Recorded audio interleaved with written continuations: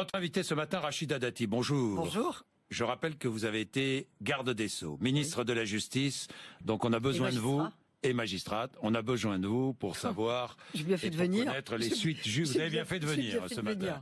Bon, Rachida Dati, hier, Pénélope Fillon a, enfin c'est pas une interview qui date d'hier, elle date de 2007, interview diffusée par France 2, et dans cette interview, elle dit, c'était en 2007, alors qu'elle était censée travailler pour son mari, elle dit, si je n'avais pas eu le dernier enfant, je serais sans doute allée chercher un travail.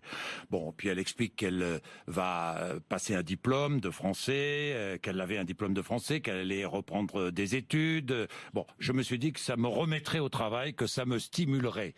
Elle dit un peu plus loin, quand il était maire de Sablé, bon, j'ai écouté les commentaires que faisaient les gens sur lui, j'allais dans les associations de personnes âgées, mais rien de plus, rien.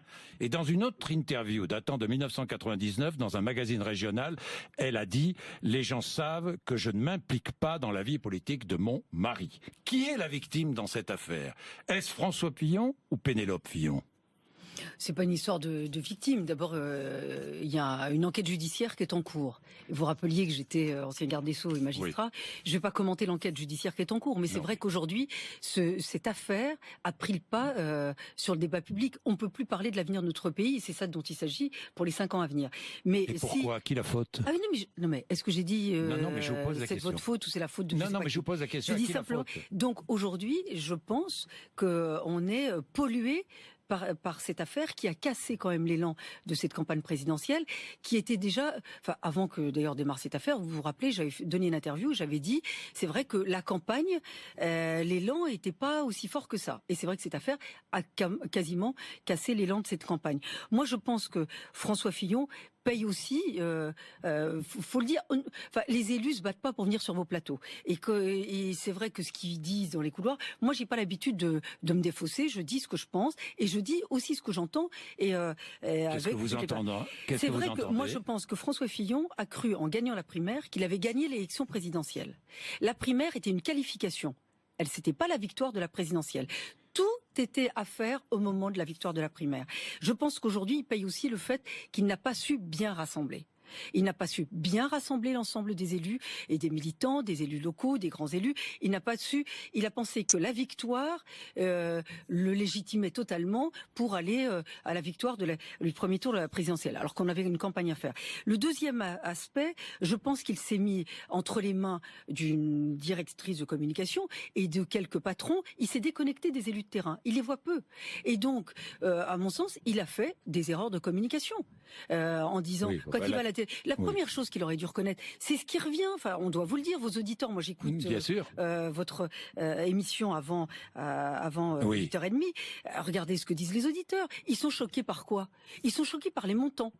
Et moi, je pense que François Fillon... Vous aussi, vous êtes choqué par le montant? Mais bien sûr, mais 1 million d'euros, c'est pas rien quand même. Moi, vous savez, je bosse à plein temps depuis que j'ai 16 ans et demi. Moi, on m'a rien facilité, on m'a pas donné un boulot comme ça. Je bosse vraiment. Donc, je sais ce que c'est de gagner sa vie. Et puis moi j'ai une famille nombreuse, je sais ce que c'est d'avoir des charges de famille. Et donc mettez-vous à la place des Français. Ils se disent mais attends, 1 million d'euros c'est énorme. On n'est même pas sur la réalité ou pas du travail, c'est énorme. Donc il aurait dû dire oui, si effectivement il avait écouté les élus plutôt que d'écouter les communicants, il aurait dû dire je peux comprendre que ces sommes sont choquantes. Le deuxième aspect, vous savez il y a 2 jours, je fais assez régulièrement, moi j'appelle pour essayer de trouver des stages aux uns. Vous savez, il y a toujours des gens qui vous demandent. Là il y a un jeune garçon qui m'a demandé un stage en botanique non rémunéré. Il était dans un lycée agricole. S'il n'a pas le stage, il valide pas son année. Il a pas de... Mettez-vous à la place des parents. Ils se disent mais bon, donc les élus ont des privilèges et des facilités. Donc ça choque les Français. Donc François Fillon, encore une fois, il y a une enquête en cours. Il aurait dû dire je comprends que ça choque. Maintenant, je vais reprendre la campagne, on va reprendre la main et on est tous soudés, ensemble, avec lui, pour refaire la campagne. Donc moi, ce que je lui conseille, c'est effectivement de revoir tous les élus de terrain, de revoir tous les militants, de dégager... Pas trop tard, non, c'est pas trop tard. Alors attendez, non. Et de dégager... Non mais attendez, de dégager les communicants, parce que sa directrice de communication, elle s'est occupée d'Areva, vous parliez d'EDF là juste avant, dont on va payer chèrement les conséquences. Areva, on paye déjà les conséquences du désastre industriel d'Areva. Elle s'occupait d'Areva et de Ben Ali. Vous avez vu comment ils ont fini. Donc s'ils peuvent s'enlever de cette communication, ça serait pas mal. Oui, d'accord, mais enfin Gérard Larcher s'apprêterait à lancer un appel lui demandant de se retirer. Vous confirmez ou pas? Ah ça non, moi vous ne savez pas. Ah moi j'ai pas d'informations là-dessus. Que les élus, je dis pas que les élus mais soient je pas... lis par exemple Renaud Muselier qui est député européen comme vous. Pour quelqu'un qui combat le système, il se retrouve dans la position de quelqu'un qui en a abusé. Tout ça est condamnable sur le plan moral. Mais non, mais ce que je viens de vous dire, ça donne le sentiment que les élus ont des privilèges. Bon, alors, donc, a-t-il encore la capacité de défendre son projet? Je vous pose la question. Moi je vous dis oui. Il reprend attache avec les élus et les militants. Oui. Voilà, ça c'est important. C'est pas trop tard? Mais non, mais s'ils fréquentent Henri Decasse et René Ricol, c'est sûr que pour eux, 1 million d'euros c'est rien, et puis embaucher les copains c'est rien. Bah si, c'est grave. Voilà. Est-ce que vous pensez qu'il sera candidat quoi qu'il arrive? En tous les cas, on est aujourd'hui, il y a une procédure judiciaire en cours qu'il l'a pas condamné ou qu'il n'a pas mis en examen. Donc aujourd'hui, c'est notre candidat. Est-il vrai qu'il y a une réunion du bureau politique en début de semaine prochaine qui pourrait bousculer les choses?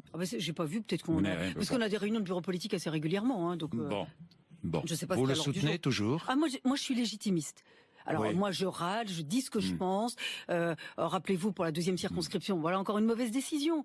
Enfin moi je vois pas beaucoup. Vous savez Madame Kosciusko-Morizet qui a eu un cadeau en or après les copains en or. Je la vois pas beaucoup pour le défendre. Oui. Voilà. Si François Fillon donne sa circonscription à NKM, ce sera la guerre et faites gaffe, j'ai des munitions. Mais non mais ça j'ai vu ça. Vous n'avez pas dit ça? Non. Non, à aucun moment. En revanche, vous avez dit, il ne s'adresse pas à tous les Français. Il est urgent que François Fillon corrige le cap de sa campagne, sinon on va droit dans le mur. Bien sûr, c'est ce que vous dites. Bien sûr, parce que j'avais dit, il ne s'adresse pas aux classes populaires. Vous imaginez le mal, les dégâts que ça fait au sein des classes populaires, qui sont notre électorat? Voilà. Donc ça, oui. Mais est-ce qu'il y a un plan B? Parce que la chance de François Fillon, c'est qu'il n'y a pas de plan B, non? Il y a un plan A. Et le plan A, c'est François Fillon.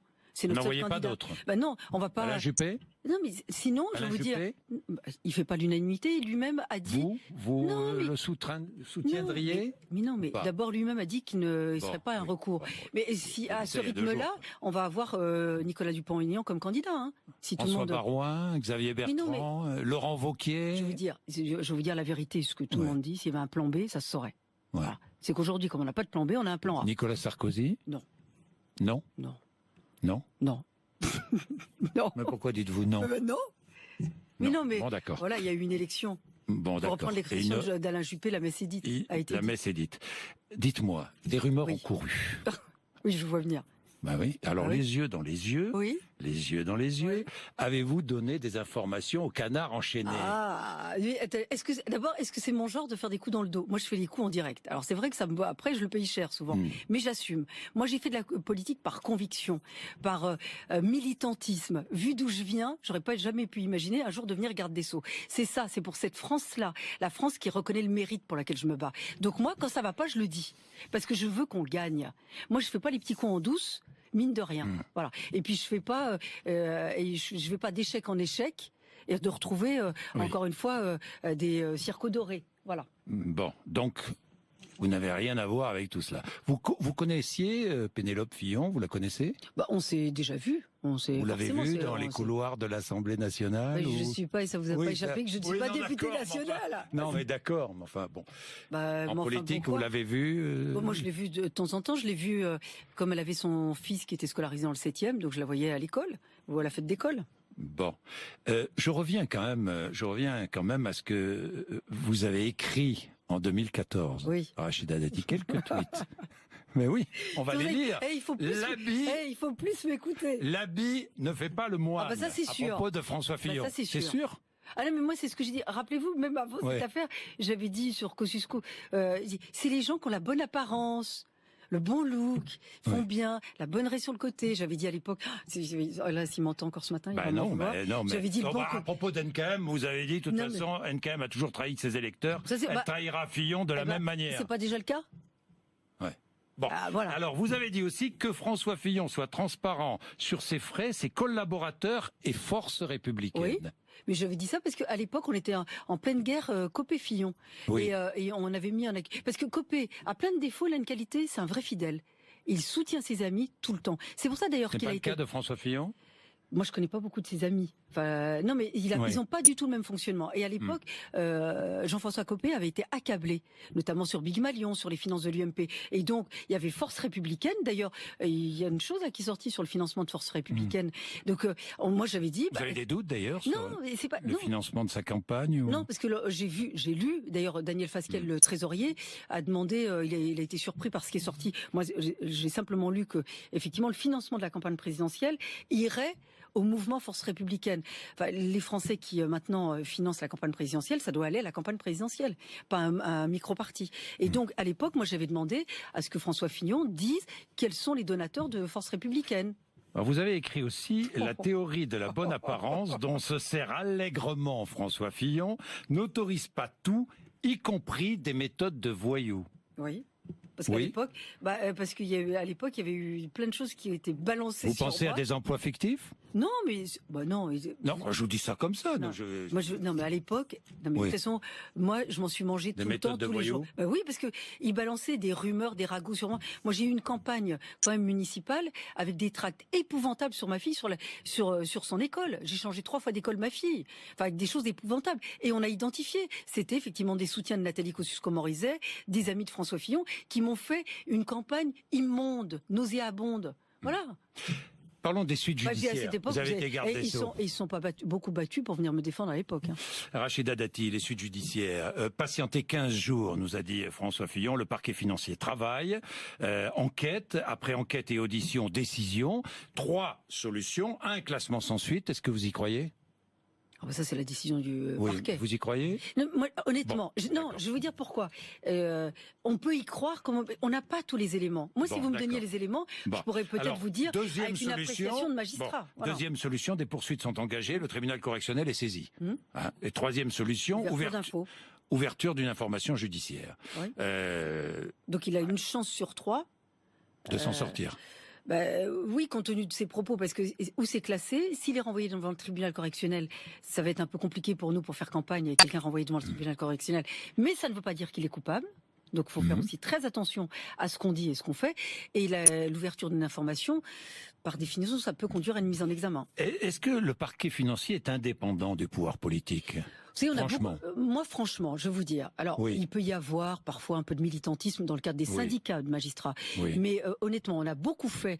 Moi, je considère que la justice en France est indépendante. Oui. Et les parquetiers, c'est vrai qu'ils sont nommés par l'exécutif, mais aujourd'hui, même pour les procureurs généraux, vous avez vu que moi, j'ai réformé à l'époque le Conseil supérieur de la magistrature. Le président de la République n'est plus président du CSM, ni le garde des Sceaux. C'est effectivement, ça dépend maintenant du premier président de la Cour de cassation et du procureur général de. Oui, la loi interdit d'ailleurs les instructions individuelles venues du ministère de la Justice vers le parquet. Bien sûr, les instructions individuelles ne sont pas autorisées. Et quand il y avait eu instructions individuelles, je me souviens d'une époque, elles devaient être écrites et versées au dossier. Vous pouvez avoir des instructions de politique pénale, et ça c'est normal. Moi j'ai donné des instructions de politique pénale, que par exemple en cas de violence conjugale, qu'on défère les individus, qu'on puisse demander un mandat de dépôt, ça c'est normal. La politique pénale, ça on peut donner des instructions de politique pénale. Sinon, les procureurs mèneraient la politique pénale qu'ils souhaitent. Et vous n'auriez pas la même de Marseille ou à Lille. Donc ça, c'est normal. Mais il n'y a pas d'instruction individuelle. Je change. Bon, sur la justice, il n'y a rien de plus à dire. On va attendre la décision. Elle est rapide, normale. Ah non, mais que ce soit rapide. D'abord, ce parquet national. Ah non, mais ça c'est normal. Et le parquet national financier, qui est une avancée, qui a été créé pourquoi ? Après l'affaire Cahuzac.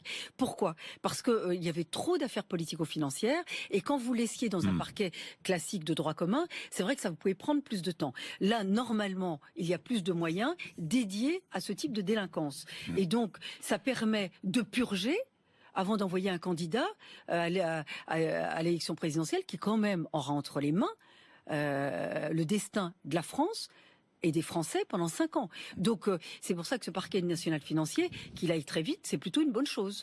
Rachida Dati, j'en reviens au financement des campagnes présidentielles et de celle-là. Est-ce que François Fillon et Emmanuel Macron doivent rendre publics les noms de ceux qui financent leur campagne, les principaux donateurs, franchement ? Moi, sur cette position, on pourrait qu'on puisse s'interroger, par exemple, sur les clients d'une société de conseil ou quand vous avez une activité privée, quand vous allez sur une élection présidentielle. Moi, ça me choque pas parce que faut éviter pas forcément, enfin, aux États-Unis, on sait qu'ils donnent. Mais du conflit d'intérêts ou du trafic d'influence, ça c'est normal. Mais il y a la marge il y a toujours la frontière est tenue entre transparence et contrôle. Faut faire attention. La transparence, c'est pas tout traquer. Tout traquer, tout connaître de vous. Donc vous ne voulez pas savoir qui finance la campagne d'Emmanuel Macron. Il y a des règles déjà. Les règles de financement, ça existe. Pas plus de 7 500 € par donateur. C'est vrai que par exemple aux États-Unis, quand quelqu'un donne à un chef d'entreprise ou donne à un candidat à l'élection présidentielle, il n'est pas après, genre si c'est l'autre camp qui a gagné, blacklisté. Vous voyez ce que je veux dire? Donc je pense que si notre culture, nos mentalités pouvaient changer, après tout, on devrait dire qui finance notre campagne. Vous avez des doutes sur la société de conseil de François Fillon? Non, mais moi j'ai vu... Des interrogations? Non, mais on a le mot doute. Interrogation? Qu'est-ce que vous voulez savoir? Non, mais pour qui il a pu travailler, par exemple, on nous a dit René Ricol, qui travaille pour des entreprises du CAC 40.